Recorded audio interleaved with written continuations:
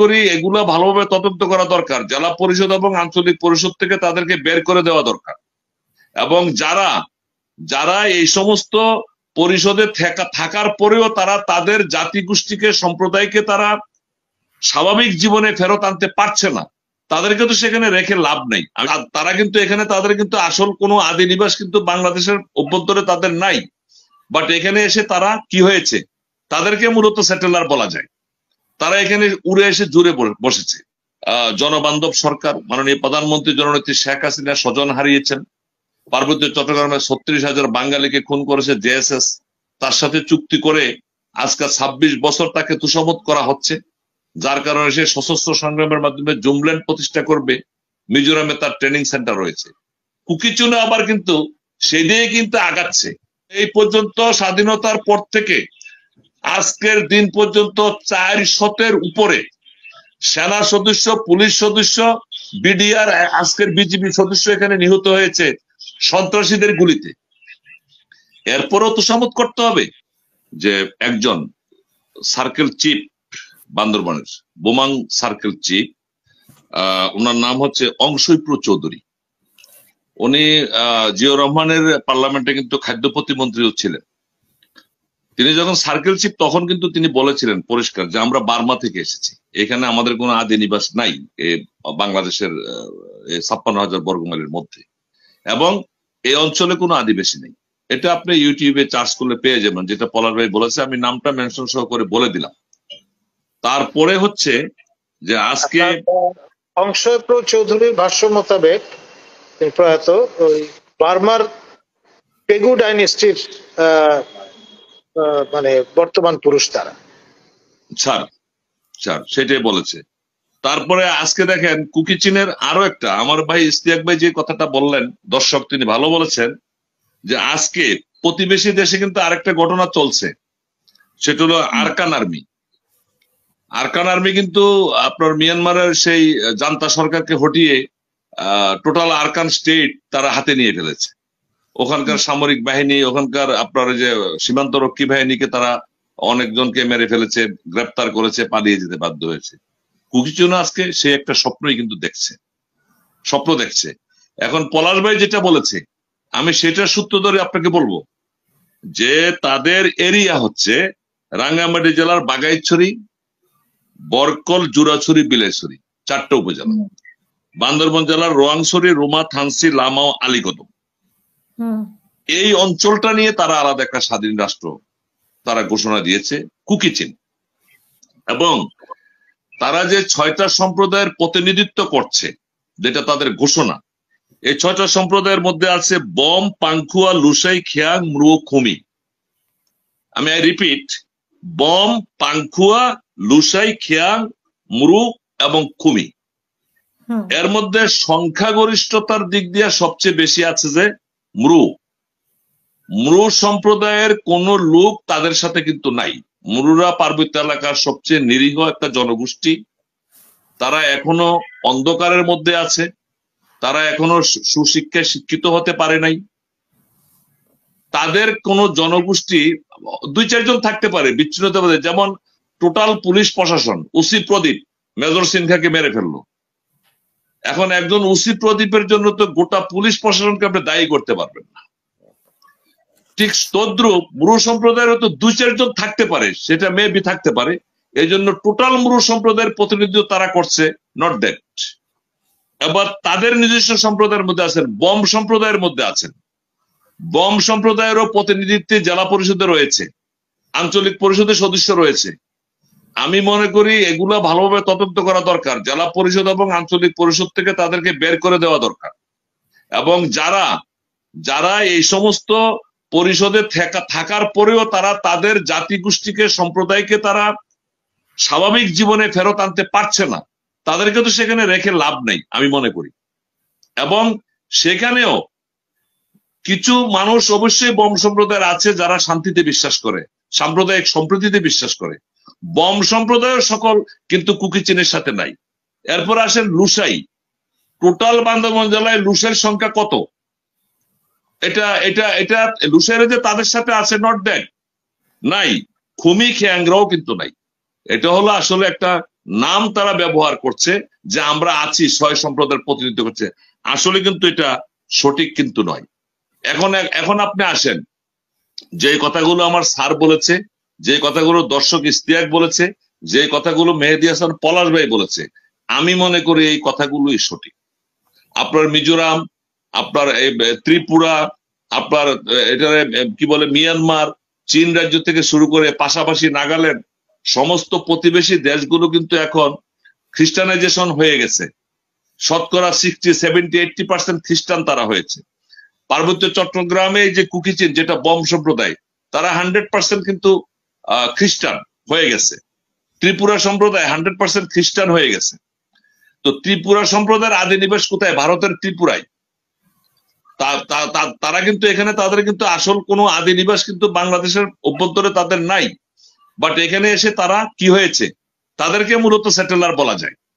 তারা এখানে উড়ে এসে জুড়ে বসেছে। আপনার মিয়ানমারে যারা মিজোরামে থাকে, তারা ওখানকে মিজু, ওখানে চীন, কুকিচিন, এখানে এসে তারা বম সম্প্রদায় হয়েছে। মিজোরামের 100% সবাই কিন্তু খ্রিস্টান। পার্বত্য চট্টগ্রামে গত 10 বছরের ইতিহাস যদি বের করেন, পলাশ ভাইয়ের কাছে ভালো তথ্য থাকবে, 200-র উপরে শুধু খ্রিস্টানের নতুন নতুন গির্জা নির্মাণ করা হয়েছে। এবং প্রত্যন্ত এলাকায় বর্তমানে আমাদের রাঙ্গামাটি থেকে যিনি সংসদ সদস্য নির্বাচিত হয়েছেন, দীপঙ্কর তালুকদার, ওনার বক্তব্য যে প্রত্যন্ত অঞ্চলে যে বুদ্ধদের ক্যাঙ্গরের নামে যে ক্যাঙ্গর করা হচ্ছে, সেইখানে মূলত সন্ত্রাসীদেরকে অস্ত্রের ট্রেনিং দেওয়ানো হচ্ছে ধর্মের নামে। এখন আমরা দেখতে পাই প্রত্যন্ত অঞ্চলে যখন আমরা যাই, আমি যখন রাঙ্গামাটি থেকে খাগড়াছড়ি যাই, তখন দেখি কি পাহাড়ের দুই পাশে শত শত একর জমি কাঁটাতারের ঘিরে বেড়া দিয়েছে, ছোট্ট একটা ঘর করেছে, সেখানে একটা ক্যাঙ্গরের নাম দিয়ে হাজার হাজার একর জমি তারা সেখানে দখল করেছে। এবং আশেপাশের যারা বাঙালি জনগোষ্ঠী আছে তাদেরকে সেখান থেকে তারা তাড়িয়ে দিচ্ছে, বিতাড়িত করে দিচ্ছে। সুতরাং এই যে খ্রিস্টান এবং ইহুদিরা মিলে আজকে দেখেন, যেই সময় কুকিচিন আক্রমণটা করলো, ব্যাংক লুট করলো, ব্যাংক ম্যানেজারকে অপহরণ করলো, সরকারের অস্ত্র লুট করলো এবং আর্মির উপর গুলি করলো, ঠিক তার অল্প দিন আগেই কিন্তু ভারতের মোদী সরকার 12,000 মাদ্রাসা বন্ধ করে দিয়েছে উত্তরপ্রদেশে। রাম মন্দির নির্মাণ করা হয়েছে বাবরি মসজিদ ভেঙে। এবং প্রতিবেশী দেশের মধ্যে তারা সেই শেল্টারটা পাচ্ছে, সেখানে সবাই কিন্তু খ্রিস্টান হয়ে গেছে। নতুন নতুন আমাদের ওমর ফারুক, মেহেদী হাসান পলাশ সাহেব প্রায় 30 লক্ষ টাকা এখানে অনুদান পাঠিয়েছেন, বিভিন্ন জন থেকে তিনি কালেকশন করেছেন, নিজে কষ্ট করেছেন। শহীদ ওমর ফারুক নামে একটা মসজিদ আমরা সেখানে নির্মাণ করেছি। ওমর ফারুক ত্রিপুরা, সে মুসলিম হয়েছিল, এটাই তার অপরাধ। এখানে এই হচ্ছে আমাদের মূলত অবস্থান।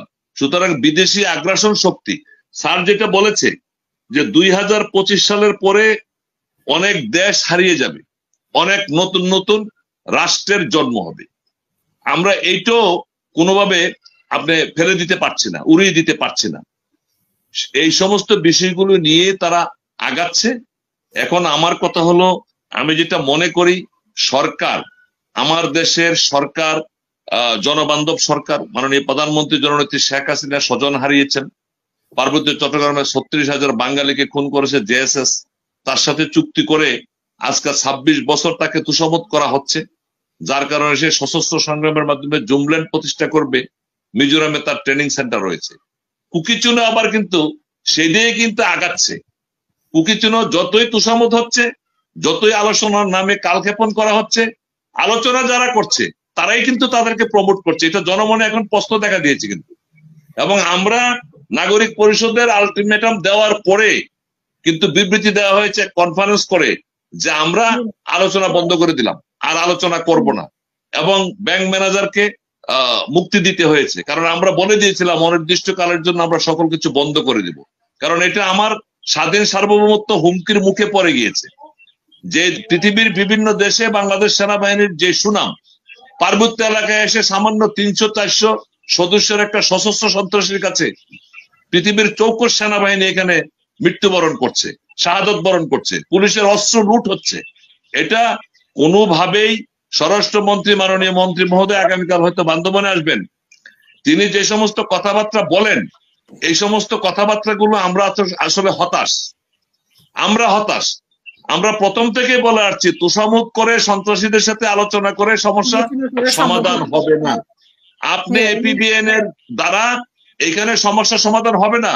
সেনা ক্যাম্পগুলো পুনরায় স্থাপন করতে হবে আপনাকে, নতুন নতুন ক্যান্টনমেন্ট আপনাকে করতে হবে, সীমান্ত সড়ক নির্মাণ করতে হবে, সীমান্ত সড়কে বিজেপির বিউপি ক্যাম্প করতে হবে, নতুন নতুন হেলিপ্যাড করতে হবে, এবং র্যাব, বিজিবি, পুলিশ এবং সেনাবাহিনীর তত্ত্বাবধানে যদি আজকে এই অপারেশন চালু থাকতো, কুকিচিন আজকে কোনোভাবেই এই উপজেলা সদরে এসে দিন দুপুরে ব্যাংক ডাকাতি করার দুঃসাহস পেত না, পুলিশের অস্ত্র লুট করে নেওয়ার দুঃসাহস পেত না। আমাদের পরিষ্কার দাবি, আমাদেরকে বাঁচতে হবে স্বাধীন দেশের 1 ইঞ্চি মাটি। এটা জাতির পিতা বঙ্গবন্ধু শেখ মুজিবের স্বপ্ন, সোনার বাংলা।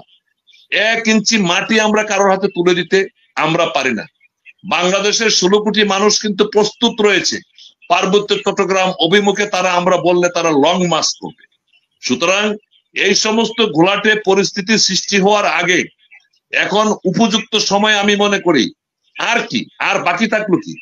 সেনা কর্মকর্তা মৃত্যুবরণ করা হলো, সেনা সদস্যদেরকে আপনার গুলি করে হত্যা করা হলো, পুলিশের অস্ত্র লুট করা হলো। এই পর্যন্ত স্বাধীনতার পর থেকে আজকের দিন পর্যন্ত 400-এর উপরে সেনা সদস্য, পুলিশ সদস্য, বিডিআর, আজকের বিজিবি সদস্য এখানে নিহত হয়েছে সন্ত্রাসীদের গুলিতে।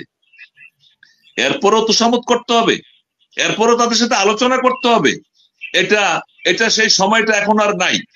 এখন পার্বত্য চট্টগ্রামের শান্তিকামী আমরা বাঙালি জনগোষ্ঠী 54%, আর অন্যান্য জনগোষ্ঠী সম্প্রদায় যারা আছে তারাও শান্তি চায়। কিছু সন্ত্রাসীর কাছে আমরা সরকার, একটা লজ্জাস্কর বিষয়, ব্যাংক লুট হয়েছে থানসিতে, কৃষি ব্যাংক এবং সোনালী ব্যাংক। ব্যাংক লুট হয়েছে রুমাই, সোনালী ব্যাংকের ম্যানেজার অপহরণ হয়েছে। বান্দরবন শহরের সোনালী ব্যাংক বন্ধ করে দেওয়া হলো। তার মানে কেএনএফরা কি এত বেশি শক্তিশালী? খুদ সরকার তাদেরকে ভয় পাচ্ছে। শহরের ব্যাংক পর্যন্ত লেনদেন বন্ধ করে দেওয়া হলো, একদিন বন্ধ ছিল সমস্ত। তার মানে কি? তার মানে হচ্ছে নিশ্চয়ই বিদেশি কোনো অপশক্তি তাদেরকে সেখানে যোগান দিচ্ছে, অস্ত্রের যোগান দিচ্ছে, ট্রেনিং সেন্টারের ব্যবস্থা করে দিচ্ছে, রসদ দিচ্ছে, তাদেরকে শক্তি দিচ্ছে যে বাংলাদেশকে অবশ্যই বিচ্ছিন্ন করতে হবে। বাংলাদেশ এগিয়ে যাচ্ছে দ্রুত গতিতে।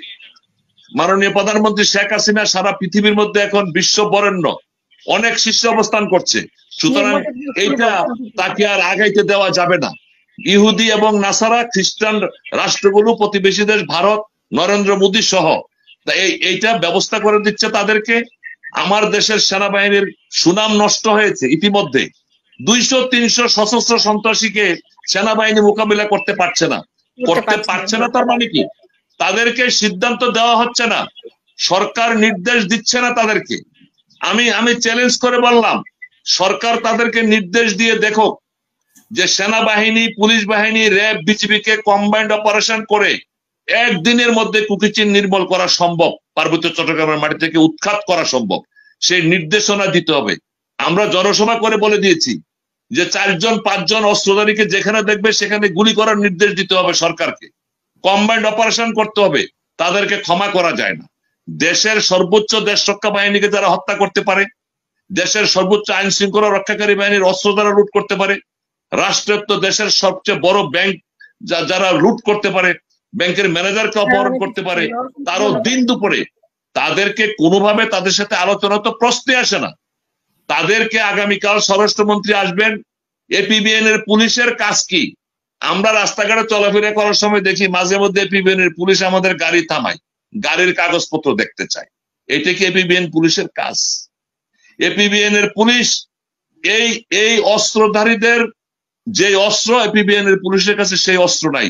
পুলিশকে শক্তিশালী করতে হবে, হেলিকপ্টার, অত্যাধুনিক অস্ত্র, ট্রান্সপোর্টেশনের ব্যবস্থা করে পুলিশকে শক্তিশালী করে তারপরে দায়িত্ব দেন। পুলিশের কাজ পুলিশ করবে, সেনাবাহিনীর কাজ কোনোদিন পুলিশ করতে পারবে না, বিজিবি র্যাবের কাজ কোনোদিন পুলিশ বাহিনী করতে পারবে না। সেই সক্ষমতা পুলিশ বাহিনীকে আপনারা দেন নাই। স্বরাষ্ট্রমন্ত্রী আগামীকাল বান্দরবনে আসবেন। আপনার মাধ্যমে, আপনার এই চ্যানেলের মাধ্যমে, শুয়ের মাধ্যমে আমি আহ্বান রাখবো ওনার কাছে যাতে আমার এই মেসেজটা পৌঁছে যায়। কালকে এসে যাতে তিনি সিদ্ধান্ত দিয়ে যান যে আমরা দেখতাম 71 সালে মুক্তিযুদ্ধে আমি ক্লাস 8-এ পড়ি, এবং বাংলাদেশের সবচেয়ে বেশি যুদ্ধটা যে এলাকায় হয়েছে আমি সেই এলাকায় জন্মগ্রহণ করেছি। আমার বাড়ি